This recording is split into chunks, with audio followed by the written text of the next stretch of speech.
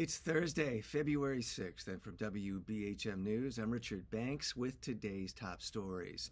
Governor Kay Ivey says she'll direct $100 million toward high-needs schools and students. The decision comes as lawmakers are discussing a change in how schools are funded in the state to provide more dollars to students with special needs. AL.com reports Ivey's one-time earmark is the first public indication of her support for rethinking the state's current formula, which is based on headcount. A legislative committee is expected to discuss next week a hybrid school funding plan. That proposal will keep the state's current method of funding in place while allocating extra money to specific student groups.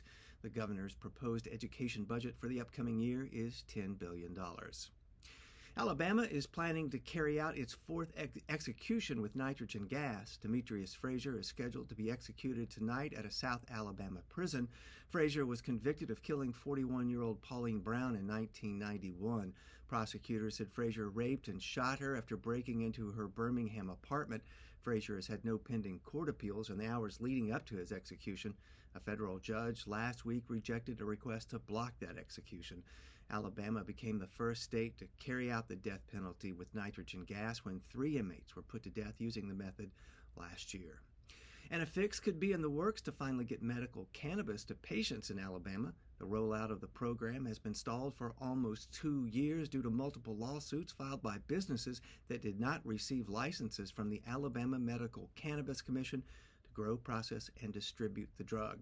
A new bill filed before the Alabama legislature this week would put a private entity in charge of awarding the licenses. According to a draft of the bill, the AMCC would have until October 1st to hire a private consultant with expertise in financial auditing and managerial consulting.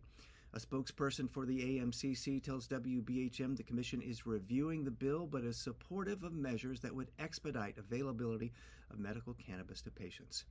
You'll find more news anytime at WBHM.org, and if you haven't already, check out our local newscast during WBHM's broadcast of NPR's Morning Edition and the afternoon's All Things Considered. That's each weekday on 90.3 WBHM Birmingham.